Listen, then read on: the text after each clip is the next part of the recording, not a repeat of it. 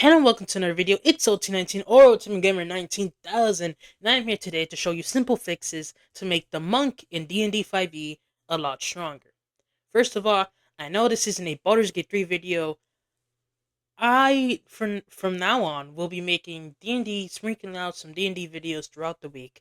I enjoy D&D, and if you enjoy Baldur's Gate 3, you probably also will enjoy D&D, so just give these videos a shot, and hey, if you don't like them, I still will be posting Baldur's Gate 3.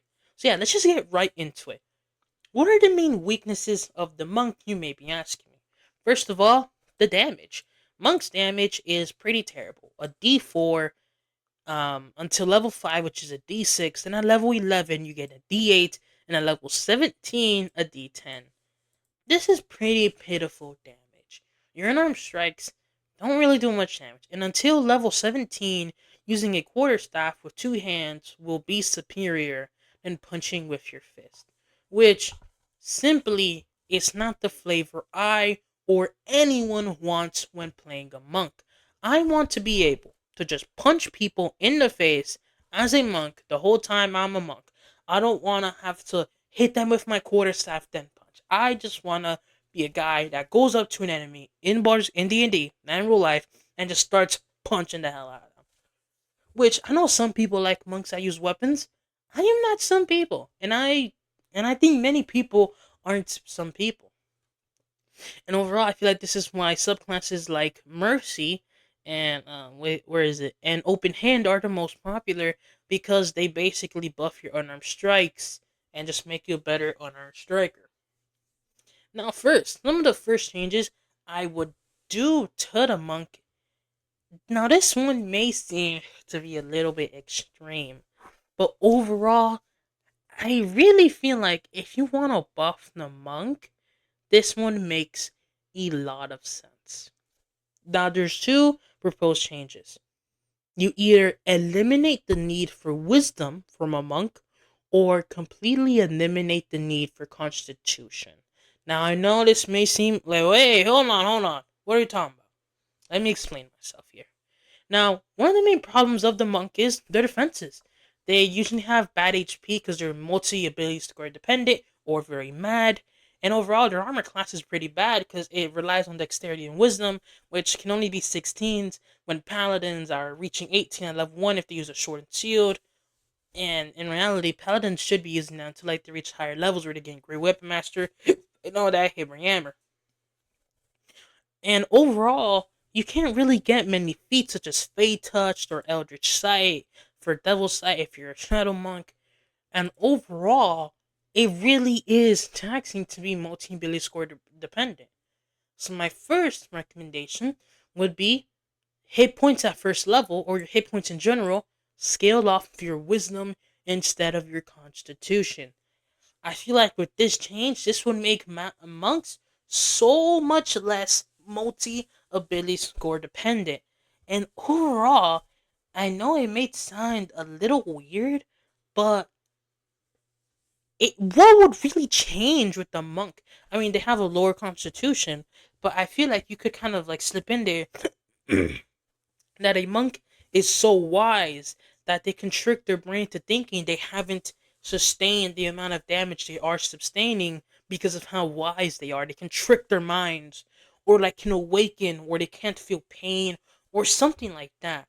I feel like that would be a very good thematic reason on why monks just don't need a good constitution. And maybe they can add their wisdom modifier to any constitution checks, saving throws, because in recent media, I think we've all seen the characters that can kind of like negate the effects of poison with their minds because like they can kind of change their body to not react to the poison or some of the stuff like that, or kind of like bend the poison out of them, like how Katara did in not Avatar Last Airbender, The Legend of Korra. So personally, I think it's not that much of a stretch to just completely remove the need for constitution from a monk.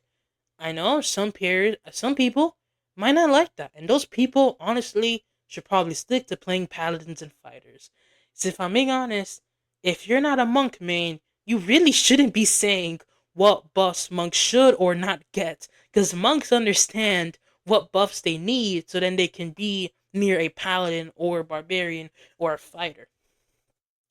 Now, that is if you want to remove Constitution, which I feel like is the way more popular choice.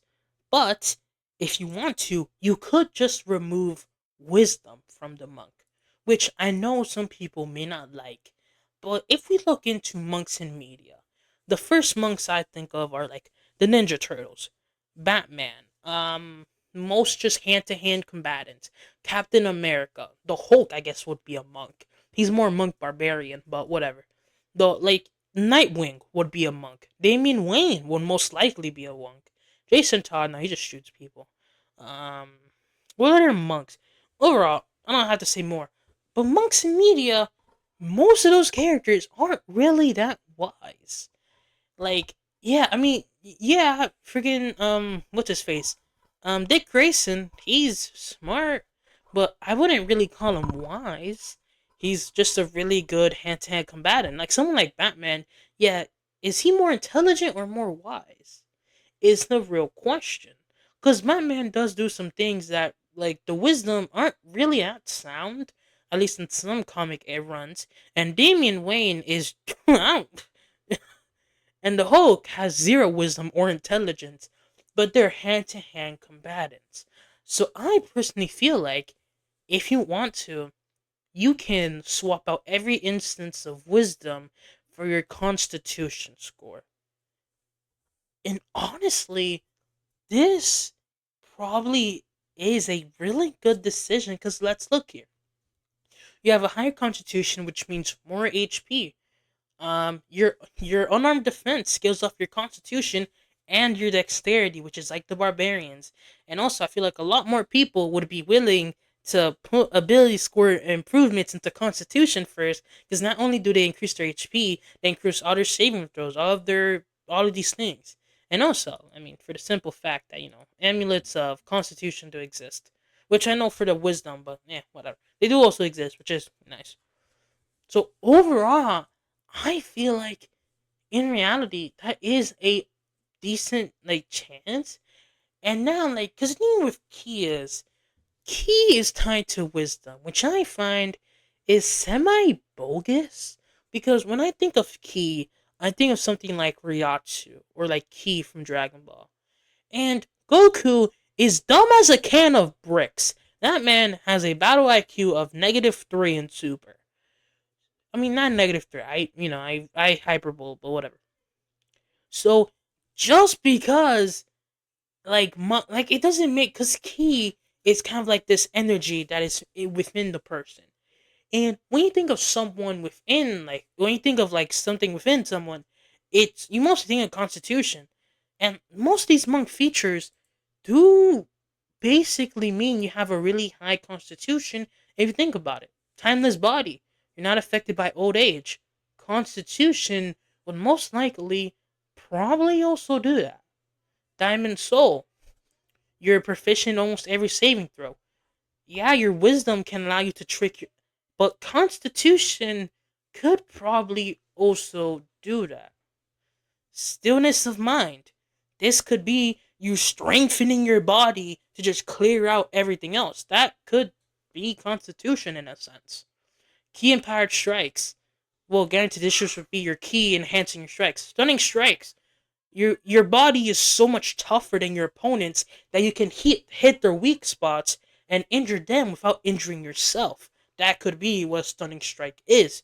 Quickened healing. Constitution just goes burr. Slow fall. Constitution, you're so constitutional, you don't take damage when you hit the ground. I'm making a lot of examples here that in reality make sense. Now, when you get into stuff like the Mercy Monk, it makes a little less sense. But still, I mean, Hands of Healing. I guess you can use your vitality that you have with your really high constitution to heal other people. That can be one thing. Hands of Harm. I don't really know how you do wisdom for that one. I'm not gonna hold you. But again, this is again, you can just hand wave stuff. This is D&D. This isn't like anything complicated. You could just always just hand wave the like logical sense of it all. You can always. So overall, I feel like this is a semi-valid choice to just completely remove wisdom from the monk and just embrace constitution. Now, This does have some drawbacks, of course. The druid levels probably aren't that good. The ranger dips probably aren't that good. Cleric dips probably aren't the best. But I feel like overall, this allows for some really fun builds. One of the first builds this allows is to take the good old blade singing wizard. This allows you to have a middling intelligence, so you can still use those really cool blade singer spells and still use Blade Song, which fits perfectly for the monk and allows them to get more. So overall, I feel like completely removing wisdom from the monk is something that may not be popular, but I don't really see why it can't or thematically doesn't make sense. I get with certain monks it doesn't make sense. But if you're playing like a Hulk type monk or Dick Grayson, it makes a lot more sense if they're constitutional. I mean, we've all seen the beatings being a member of the Bat family gets you. Like, so having a high constitution does kind of make sense for them. Again, you may hate this idea, but this is just simply posing one of the many fixes. The other one, this one's pretty simple. Monk saving throws should be dexterity and wisdom, and they should have a d10 hit dice. Now, I have no idea why monks don't have dexterity and wisdom. Strength?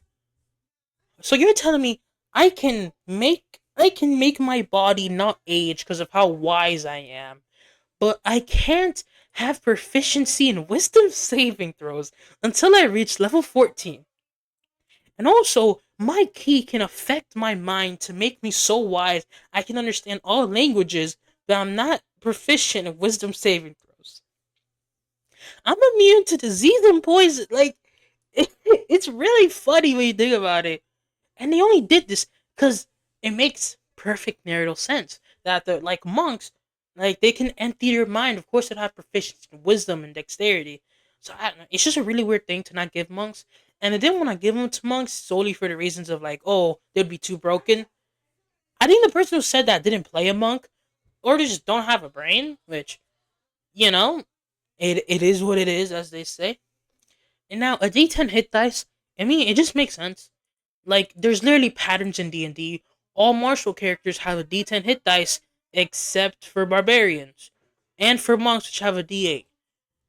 All spellcasters have a D6, except for bards and clerics. Like, so it just makes narrative sense. And also, all half-casters have a D10, except artificers. The monk is just like really. It's like if you have all black hair, but then have like a massive streak of white. It's like what it just doesn't fit, and like it doesn't make sense design wise either. A monk usually are seen as durable people. I watched an Anthony Padilla interview where the monk was smashing wood on his leg, and wasn't doing and he wasn't really taking damage. That tells me it's a D10 or even a D12. Thematically, a D12 would make sense, but giving monks a D12 is a harder sell for most EMs, so I won't really mention that. Another change monks can have is giving your monk player the unarmed fighting style completely for free. The unarmed fighting style is one that fighters get at first level. So before you freak out, this is a first level feature the fighters get. Your unarmed strikes can deal bludgeoning damage equal to a d6 plus your strength modifier on a hit. If you aren't wielding any weapons or shield, when you make the attack roll, it becomes a d8. At the start of each of your turns, you can do an additional d4 bludgeoning damage so one creature grappled by you. Monks have to wait until level 11 to get a d8, but fighters don't. Why? Why? That makes no sense. I would personally recommend, okay, maybe not level 1, maybe like level 2. Give your monks unarmed fighting and just call it a day. If I'm being honest, you're like, it's just because either ways, every monks wants to take unarmed fighting because most likely, if we're being honest, not even like, bro, level 6 is a perk of time to just get out of monk. Level 7, honest, level 8, or whatever. Any of these levels are pretty good to just get out of monk. And the first thing you're gonna do is probably multi-class into fighter.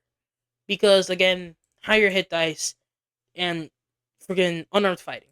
Broken. They're both really broken skills. Also, second wind, little bit of healing, which ain't bonus action, so it's out of combat healing, which it's fine. Out of combat healing. And another solution that I propose is for earlier levels of monk, allow them to either add their wisdom or constitution modifier to the amount of key points they get. This is the biggest problem with monks at earlier level, is they don't have any key points. This completely fixes that issue by giving them up to like 3 new key points, or even 8. 4, I mean. This, yeah, your monk will have more key points. This will make them stronger, but again, Polar Master Barbarians that are very human, have advantage on every attack. They can make 2 attacks. They do just too much. Like, anytime you think, oh, this is making the monk too strong, realizes what other combinations are available. Hexblade Warlocks have their Hexblades cursed, which straight up just gives them flat out damages. Now, these are just hit like, again, at the end of the day, all of these buffs I'm giving monks is just making them equal to what the baseline is. And the baseline, like it or not, is Great Weapon Master, Polar Master, Divine Smiting, Reckless Attacking, Action Surging, Garbage. That is that is the that is the standard for optimized martial characters. So making monk to those standards takes a lot of buffs, in my personal opinion. And then finally, the biggest buff you can give to a monk, the one D&D playtest. Yeah, playtest 8 gave monks the best the best thing they've ever seen. A buff to martial arts dice.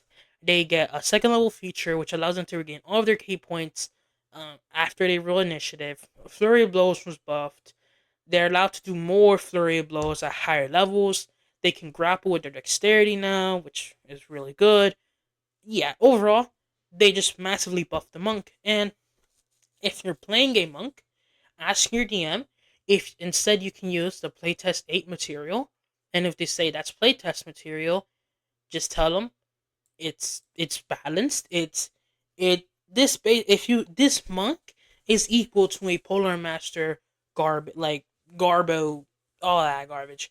Barbarian or paladin or fighter. It's or sharpshooting ranger. It's equal to this. It's not much stronger. It's not much weaker. It's just nearly equal.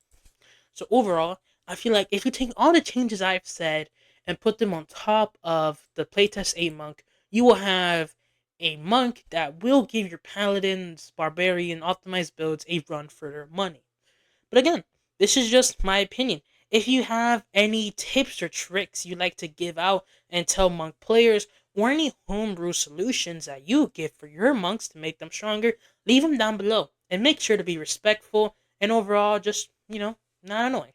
But yeah, make sure to like, comment, subscribe if you did enjoy this video. And yeah, that's it from your boy, OT19, signing out. Peace.